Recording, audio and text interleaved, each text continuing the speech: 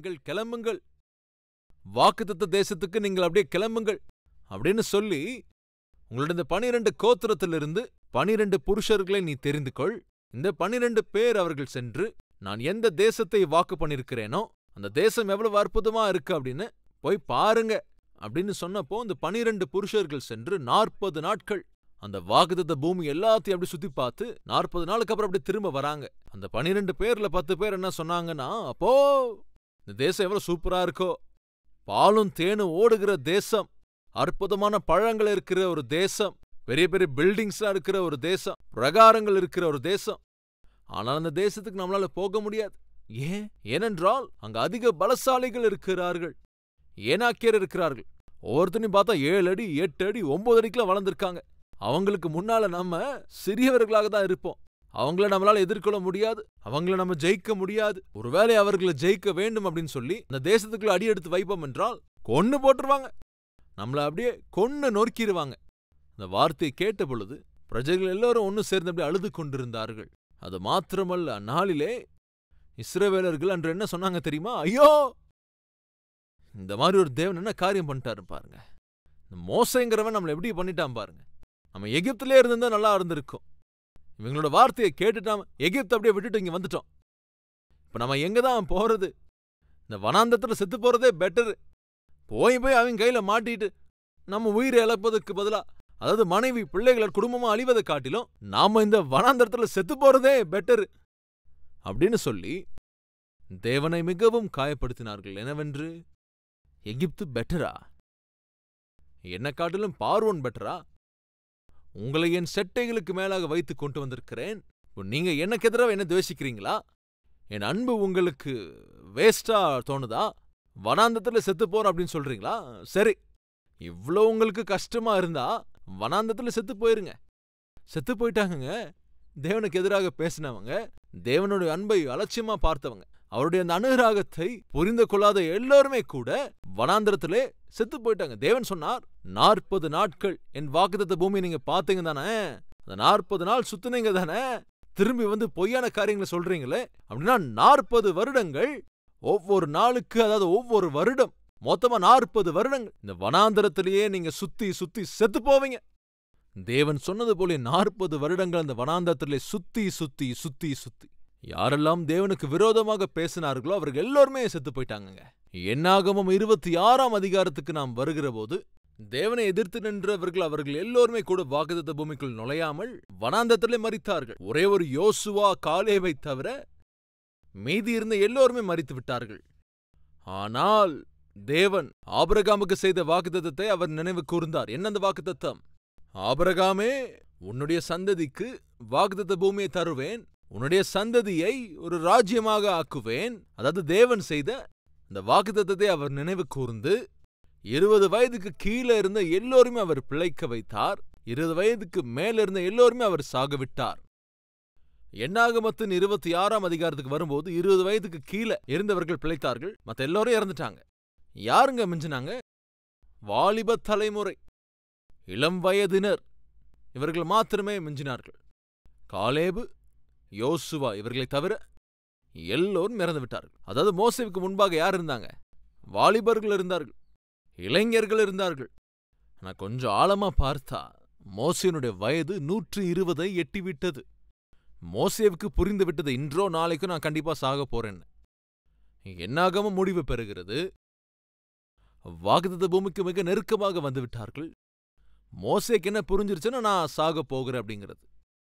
இப்போ என்ன பண்ண அப்படின்னா, எப்படின்னா சாக போறேன் தானே, அப்படி சாகிறதுக்கு முன்னாடி இந்த வாலிப தலைமுறைக்கு, வாலிபர்களுக்கு, இந்த இளம் வயதினருக்கு நான் தெரிவிக்க வேண்டிய தேவனுடைய சத்தியத்தை தெரிவிக்க வேண்டும் அப்படின்னு சொல்லி அவன் அந்த உபாகமத்தை நல்லா கவனிங்க. 2வது உபதேசம் என்றால் ஒரு உபதேசம், அதாவது என்னவென்றால் 2ஆம் உபதேசம் அப்படின்னு என்ன அர்த்தங்க? யாத்திராகமத்துல, லேவியராகமத்துல, எண்ணாகமத்துல தேவன் எந்தெந்த கட்டளைகளை, எந்தெந்த சட்டங்களை, எந்தெந்த நியாய பிரமாணங்களை கொடுத்தாரோ அதை இந்த வாலிபர்களுக்கு, அதாவது இவர்களுக்கு தெரியாது என்பதினால் மறுபடியும் போதிக்கின்றான்.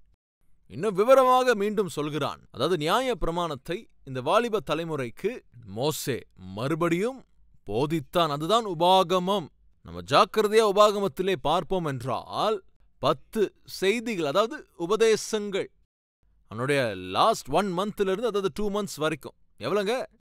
லாஸ்ட் 1 மந்த்ல இருந்து 2 months வரைக்கும். அதாவது உபாகமத்திலே மோசே தந்த அந்த 10 செய்திகளையும், அதை மோசே தன்னுடைய கடைசி 30 நாள் தொடங்கி ஒரு 60 நாட்கள் மத்தியில கொடுத்தான். அதாவது 1-2 monthsல மோசே மரித்து விட்டான். அப்படி மரிப்பதற்கு முன்பாக ஒரு 10 உபதேசங்களை தருகிறான். அவன் சொன்னது என்னவென்றால், தம்பிகளே, வாலிபர்களே, இளம் வயதினரே, கவனிங்க. கொஞ்சம் பின்னாடி திரும்பி பாருங்க. உங்களுடைய முன்னோர்கள், தந்தையர்கள் எப்படி தேவனுக்கு விரோதமாக பேசி விழுந்து போனார்களோ, நீங்க அந்த காரியத்தை பண்ணாதீங்க. நீங்க முன்னோக்கி பாருங்க. வாக்குத்தத்த பூமியை தேவன் உங்களுக்காக ஆயத்தப்படுத்தி வைத்திருக்கிறார். உங்களை சுத்தி பாருங்க. பாவம் நிறைந்த மக்கள் இருக்கிறார்கள். அநேக அருவருப்பான சம்பிரதாயங்களுடனே இருக்கிறார்கள். அவங்க பக்கமே போகாதீங்க. உங்களையே நீங்க அப்படி பாருங்களேன். உங்கள் தேவன் பரிசுத்தமானவர் என்பதனால் நீங்களும் பரிசுத்தவான்களாயிருங்க. பின்னாடி பாருங்க, முன்னோக்கி பாருங்க, உங்களை சுத்தி பாருங்க, உங்களுக்குள்ளாக பாருங்க. அப்படிங்கிற அந்த செய்திதான் இந்த உபாகமத்தின் புத்தகம். மோசே கடைசி ஓட்டத்துக்கு வந்து விட்டான். இன்னைக்கோ நாளைக்கோ அவன் சாக போகிறான். அப்போ தேவனிடத்தில் கேட்கிறான், ஆண்டவரே, நானும் வரேன் ஆண்டவரே வாக்குத்தத்த பூமிக்கு. மோசே வாக்குத்தத்த பூமிக்குள் நுழைவது கூடாது. ஏங்க மோசே வர வேணான்னு சொன்னாரு? மோசே ஒரு தவறை செய்து விட்டான். அந்த தவறுதான் என்ன? அந்த இஸ்ரவேலர்கள் வனாந்தரத்திலே அவங்க பிரயாணம் பண்ணி கொண்டிருந்த போது தாகமா இருந்தார்கள். கொஞ்சம் தண்ணீர் தேவைப்பட்டது. தண்ணீர் தேவைப்பட்ட பொழுது மோசே இடத்தில் தேவன் சொன்னார், நீ அந்த கண்மலையை அடி, தண்ணீர் புறப்படும். அந்த கண்மலை அடித்த போது அது பிளந்தது, தண்ணீரும் புரண்டோடியது. அன்று லட்சக்கணக்கானோருக்கு தாகம் தீர்ந்து அவர்கள் பிழைத்தார்கள். அதைத் தொடர்ந்து மீண்டும் தண்ணீர் தேவைப்பட்ட பொழுது மோசே இடத்தில் தேவன் சொல்கிறார், போய் அந்த கண்மலையிடம் நீ பேசு. அதோடு பேசுன்னு சொன்னபோது மோசே கோபத்தோடு அந்த கண்மலையை அடித்தான். இருந்தாலும் தண்ணீர் புரண்டோடி வெளியே வந்தது. மோசே, உன்னை நான் பேசதான சொன்னேன், எதற்காக நீ அடித்தாய்? எதுக்கு மோசே என்னுடைய கட்டளையை நீ மீறுகிறாய்? நீ வாக்குத்தத்த பூமிக்குள் நுழைவதற்கான அந்த தகுதியை இழந்து விட்டாய். அந்த கண்மலை அடித்தாதான் தாகம் தீருமாங்க? அதாவது இதுக்கு பின்னாடி இருந்த அர்த்தம் தான் என்னங்க? கவனிங்க. பைபிள் சொல்கிறது, அந்நாளிலே இஸ்ரவேலர்களுக்கு தாகத்தை தீர்த்த கண்மலை ஆண்டவராகிய இயேசு கிறிஸ்து.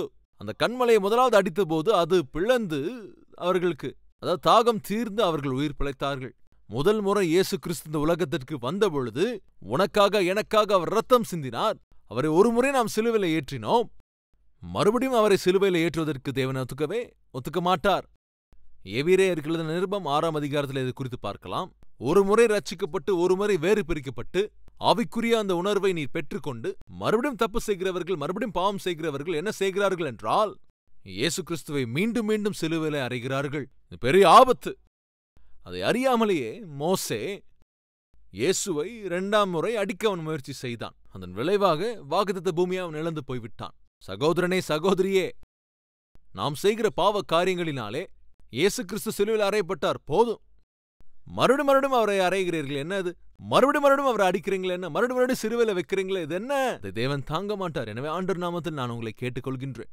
நாம பரலோகத்துக்கு போகணுமா, அதாவது வாக்குத்தத்த பூமிக்குள் போகணுமா என்றால் கவனிங்க, நாம மீண்டும் மீண்டும் பாவம் செய்வது கூடாது. வாருங்கள், எல்லோரும் சேர்ந்து தேவனுடைய சந்நிதியிலே கொஞ்ச நேரத்தை செலவிடலாம்.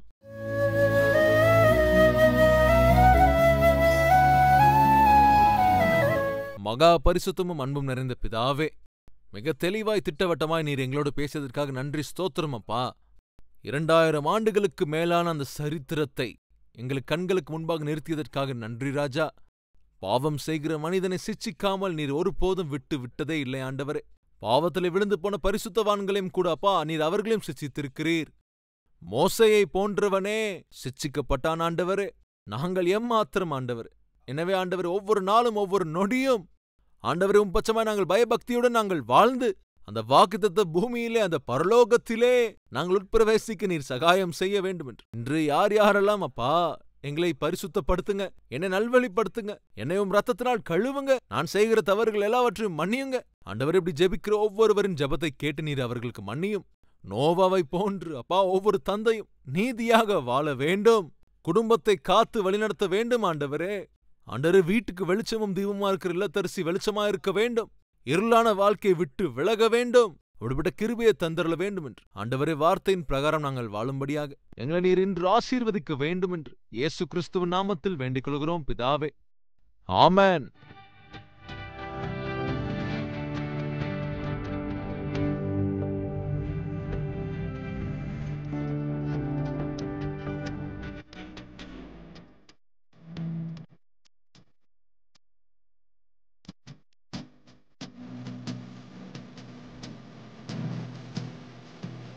இது முதற்கொண்டு உங்கள் வாழ்க்கையில தேவனை காண்பிக்கிற அற்புதமான ஆவிக்குரியவர்களாய் வாழ வேண்டும் என்று மனப்பூர்வமாய் விரும்புகிறேன். இந்த சுருக்கமான செய்தி உங்களுக்கு ஆசீர்வாதமாக இருந்திருக்கும் என்றால் லைக் செய்யுங்கள். அதேபோல 10 பேருக்காவது ஷேர் செய்யுங்கள். அது மட்டுமல்ல, உங்களுடைய கமெண்ட்டையும் எழுதுங்கள். அதை நான் வாசிப்பேன், தேவனை மகிமைப்படுத்துவேன். தேவனுக்கு சித்தமானால் நாளை சந்திக்கலாம். ஷாலோம்.